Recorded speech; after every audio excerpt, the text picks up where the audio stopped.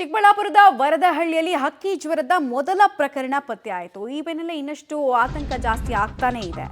ವರದಹಳ್ಳಿ ಗ್ರಾಮಕ್ಕೆ ಜಿಲ್ಲಾಧಿಕಾರಿ PN ರವೀಂದ್ರ ಅವರು ಭೇಟಿ ಕೊಟ್ಟಿದ್ದಾರೆ. ಗ್ರಾಮಸ್ಥರ ಜೊತೆಗೆ ಜಿಲ್ಲಾಧಿಕಾರಿ ರವೀಂದ್ರ ಅವರು ಚರ್ಚೆ ಮಾಡಿದ್ದಾರಂತೆ. ಸದ್ಯಕ್ಕೆ ಸಂತೆಗಳಲ್ಲಿ ಕೋಳಿಗಳ ಮಾರಾಟ ನಿಷೇಧ ಇಲ್ಲವಂತೆ.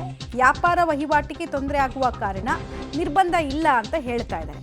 ಹಕ್ಕಿ ಜ್ವರ ಬೇರೆ ಕಡೆ ಕಾಣಿಸಿದ್ರೆ ನಂತರ ಕ್ರಮ ಕೈಗೊಳ್ಳಲಾಗುತ್ತೆ. ಇಲ್ಲಿ ತನಕ ಅದರ ಅಗತ್ಯ ಇಲ್ಲ ಅನ್ನೋದು DC PN ರವೀಂದ್ರ ಅವರ ಸ್ಟೇಟ್ಮೆಂಟ್. ಪಬ್ಲಿಕ್ ಟಿವಿ ಜೊತೆಗೆ ಮಾತಿಗೆ ಸಿಕ್ಕಾಗ ಅವರು ಹೇಳಿದಂತಹ ವಿಚಾರಗಳು ಇಷ್ಟು. ಇಲ್ಲಿ ತನಕ ಬಿಸ್ನೆಸ್ ಮಾಡೋದಕ್ಕೆ ಯಾವುದೇ ನಿಷೇಧವನ್ನು ನಾವು ಹೇರಿಲ್ಲ, ಅಂತ ಪ್ರಮೇಯ ಇನ್ನೂ ಬಂದಿಲ್ಲ ಅನ್ನೋದು ಅವ್ರ ಮಾತು.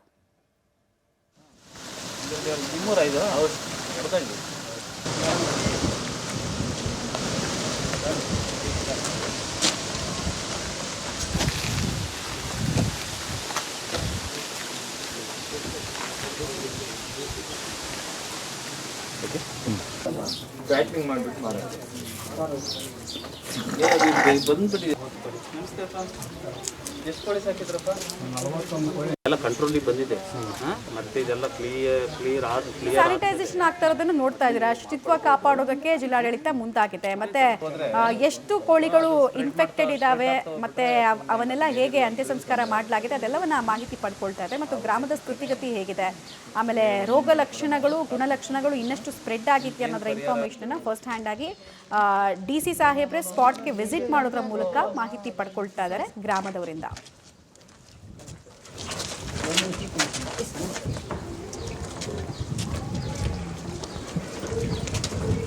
ಬರ್ಡ್ ಫ್ಲೂ ಅಂತೇಳಿ ಏನು ದೃಢಪಟ್ಟಿತ್ತು, ತಕ್ಷಣವೇ ಕ್ರಮವನ್ನು ತೆಗೆದುಕೊಂಡಿದ್ದರಿಂದ ಈ ಹಕ್ಕಿ ಜ್ವರ ಅಂತಕ್ಕಂಥದ್ದು ಸಂಪೂರ್ಣವಾಗಿ ನಿಯಂತ್ರಣದಲ್ಲಿದೆ. ಜನ ಆತಂಕ ಪಡ್ತಕ್ಕಂಥ ಅಗತ್ಯ ಇಲ್ಲ. ಇದು ಜನರಿಗೇನು ಬಂದಿಲ್ಲ ಮತ್ತು ಬರೋದೂ ಇಲ್ಲ. ಬಟ್ ಇಮಿಡಿಯೇಟಾಗಿ ನಾವು ಕಂಟ್ರೋಲಿಗೆ ತಗೊಂಡಿದ್ದರಿಂದ ಸಂಪೂರ್ಣ ನಿಯಂತ್ರಣದಲ್ಲಿದೆ. ಸುಮಾರು 442 ಕೋಳಿಗಳನ್ನು ನಾವು ನಿಯಮಾನುಸಾರ ಕಲ್ಲಿಂಗ್ ಮಾಡಿವು. 1 ಕಿಲೋಮೀಟ್ರ್ ವ್ಯಾಪ್ತಿಯನ್ನು ಇನ್ಫೆಕ್ಟೆಡ್ ಝೋನ್ ಅಂತೇಳಿ ಮಾಡಿದ್ವು. ಅದರ ವ್ಯಾಪ್ತಿಗೆ ಬರ್ತಕ್ಕಂಥ ಎಲ್ಲ ಮನೆಗಳಿಗೂ ಕೂಡ ನಾವು ಹೆಲ್ತ್ ಡಿಪಾರ್ಟ್ಮೆಂಟ್ನಿಂದ ಸರ್ವೆ ಮಾಡಿಸಿವು. ಹಾಗಾಗಿ ಎಲ್ಲ ಕುಟುಂಬದ ಜನರು ಕೂಡ ಆರೋಗ್ಯವಾಗಿದ್ದಾರೆ. ಒಂದು 3 ಜನ ಗರ್ಭಿಣಿಯರು ಸರ್ವೆಯಲ್ಲಿ ಕಂಡು ಬಂದಿದ್ದಾರೆ, ಅವರು ಕೂಡ ಆರೋಗ್ಯವಾಗಿದ್ದಾರೆ. 2 ಬೆಡ್ ರಿಡನ್ ಆಗಿದ್ದಾರೆ, ಅವರಿಗೂ ಕೂಡ ಯಾವುದೇ ಸೋಂಕಿನ ಇದಿಲ್ಲ, ಅಂದರೆ ಏನೂ ಆಗಿಲ್ಲ, ತೊಂದರೆ ಇಲ್ಲ.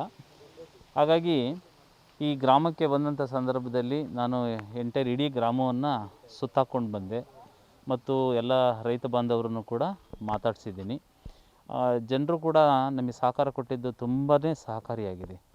ಎಲ್ಲಿ ಮೊದಲು ಯಾವ ಮನೆಯ ಕೋಳಿಗಳನ್ನು ನಾವು ಸ್ಯಾಂಪಲಿಗೆ ಕಳಿಸ್ಕೊಟ್ಟಿದ್ವು, ಆ ಮನೆಯ ಮಾಲೀಕನನ್ನು ಕೂಡ